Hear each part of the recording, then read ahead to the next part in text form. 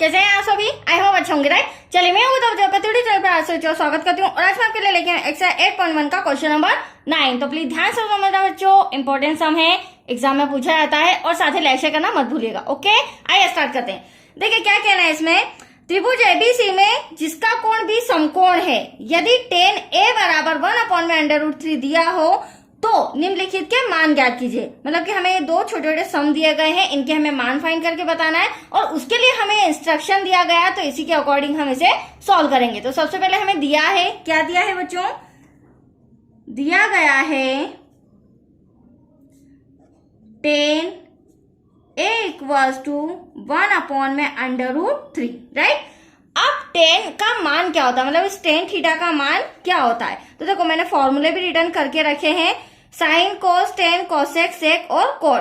तो हमें tan theta से मतलब है, tan थीटा का मान होता है L/A, मतलब कि लंब बटे आधार। ये शॉर्ट में मैंने पहले भी समझाया है, लाल अपॉन में कक्का, तो ये होता है L/A मतलब कि लंब बटे आधार। तो यहाँ पर हम लिख लेते हैं, ये हमारा लंब है और ये हमारा आधार है।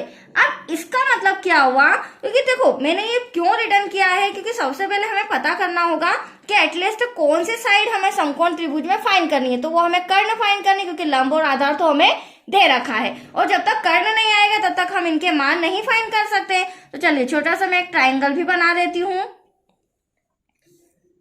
अब इसके अंदर जो B है वो हमें समकोण रखना है, राइट। सम के अंदर कहा गया था, तो ये हमारा B हो जाएगा 90 डिग्री का एंगल, ये A हो जाएगा, देन ये C। और 90 डिग्री के सामने वाले साइड भुजा हमेशा क्या कहलाती है? कर्ण कहलाती। इसका मतलब हमें कर्ण AC फाइंड करना है। क्या फाइंड करना है? AC, जिसे हम पाइथागोरस प्रमेय से फाइंड करेंगे, राइट बच्चों। तो चलिए लिख लेते हैं, समकोण त्रिभुज ABC में एंगल B = 90 डिग्री दिया गया है, इसीलिए पाइथागोरस प्रमेय से, तो पाइथागोरस प्रमेय का सूत्र लगाएंगे हम यहाँ पर। पाइथागोरस प्रमेय से, अब पाइथागोरस प्रमेय क्या कहती है? कर्ण का वर्ग अन्य दो भुजाओं के वर्गों के योग के बराबर होता है।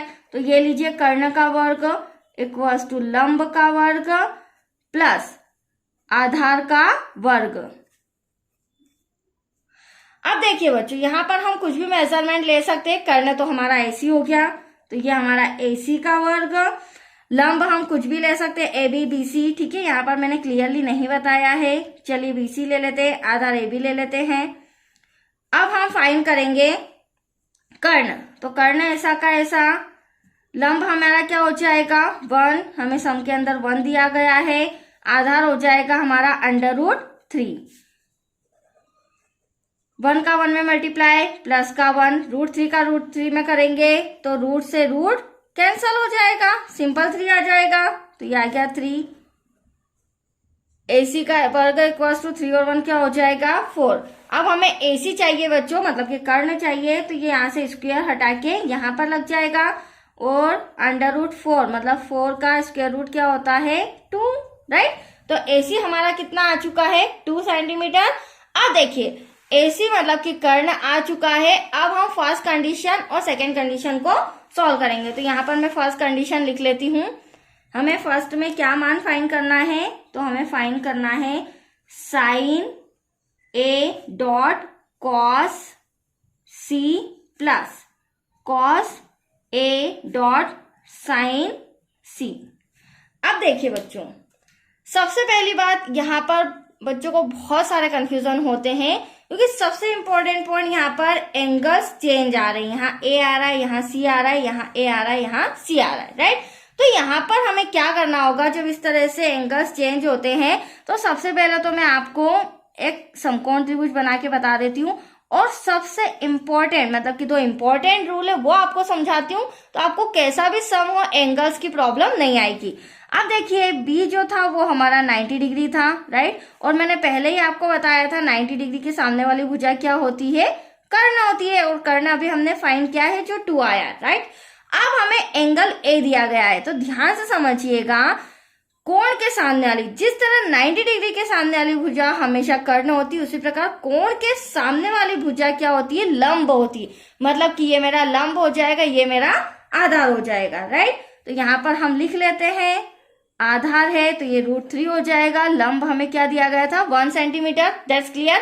अब ध्यान से समझिएगा, फॉर्मूले ले लेती हूं मैं। अब मुझे साइन थीटा की जरूरत है। किसकी? Sine theta. साइन थीटा होता है लंब बटे कर्ण। तो जस्ट अभी मैंने एंगल ए के अकॉर्डिंग आपको क्या बताया, एंगल के मतलब कोण के सामने वाली भुजा हमारी लंब है तो ये मेरा 1 लंब हो जाएगा, और नीचे के है मतलब कि कर्ण, ये मतलब कि 1/2। क्या आ जाएगा हमारा आंसर 1/2। ये हो गया साइन ए का मान। अब कोस सी का मान ध्यान समझिएगा। अब एंगल चेंज हो चुका है, राइट। तो अब मैं कोस सी के एंगल से अगर देखूंगी तो इसके सामने वाली भुजा ये मेरा लंब हो जाएगा। अगर ये मेरा लंब हो रहा है तो ये मेरा क्या हो जाएगा आधार। और कोस थीटा का मान क्या होता है आधार बटे कर्ण। तो अभी मैंने आपको बताया ये मेरा लंब है तो BC क्या हो जाएगा आधार, और आधार बटे कर्ण मतलब कि 1/2। ठीक है, बहुत ही डीप पे जाके मैं आपको समझा रही हूँ ताकि आपको डाउट्स ना रहे। चलिए ये दोनों के मान तो हमने निकाली। अब आ रही है कोस ए की बारी। तो एंगल ए ये रहा हमारा, एंगल के सामने वाली भुजा ये हमारी क्या हो जाएगी लंब, तो ये हो जाएगा आधार। और कोस थीटा का मान क्या होता है आधार बटे कर्ण, तो ये भी मैंने आपको आधार बताया। तो ये हो जाएगा √3 आधार और डिवाइड में 2 कर्ण। तो यहाँ लिख लेते हैं √3 डिवाइड में 2। अब देखिए एंगल सी, ये रहा हमारा एंगल सी। तो यहाँ के सामने वाली भुजा ये लंब है तो ये हमारी क्या हो जाएगी आधार। अब मुझे क्या चाहिए लंब बटे कर्ण। तो लंब मेरा √3 है और डिवाइड में कर्ण मतलब कि 2। तो यहाँ पर भी देख सकते हैं आप √3/2। मैंने एक एक एंगल रख के आपको समझाया ताकि आपको डाउट्स ना रहे। चलिए अब हमारे वैल्यू तो पुट हो गई है। अब सॉल्व करते हैं। इन दोनों के बीच मल्टीप्लाई, इन दोनों के बीच मल्टीप्लाई, ब्रैकेट सोल्व होगा 1 1 जा 1 2 2 जा 4 प्लस √3 का √3 में करेंगे। अभी मैंने बताया था सिंपल 3 2 2 जा 4। अब डिवाइड में 4 है तो एक 4 हम कॉमन ले लेते हैं। तो यहाँ पर क्या बचेगा 1 + 3, 3 और 1 4 हो जाएगा। डिवाइड में 4 कैंसिल करेंगे, दैट्स योर आंसर 1। तो इसका हमारा आंसर कितना आया है 1। अब हम इसी तरह सेकेंड कंडीशन को भी सॉल्व कर लेते हैं बच्चों। अब देखिए सेकेंड कंडीशन में हमें क्या कहा गया है, यहाँ पर रिटर्न कर लेती हूं मैं। सेकेंड में हमें कहा गया है cos A dot cos C minus का sin A dot sin C, right.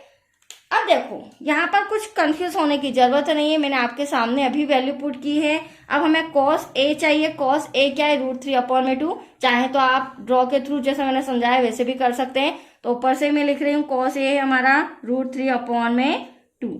cos C आप देख सकते हैं, cos C हमारा ये रहा 1/2। तो cos C के प्लेस पर फटाफट हम लिख लेते हैं 1/2। ये भी मल्टीप्लाई में है बच्चों। उसी प्रकार sin A 1/2 हो जाएगा। sin C हमारा हो जाएगा ये रहा √3/2। चलिए वैल्यू पुट हो गई है। अब सॉल्व करते हैं। इन दोनों के बीच मल्टीप्लाई का साइन है तो √3 का 1 में करेंगे √3, 2 2 जा हो जाएगा हमारा 4, माइनस का साइन, ठीक वही प्रोसेस यहाँ पर भी √3 1 जा √3, 2 2 जा 4।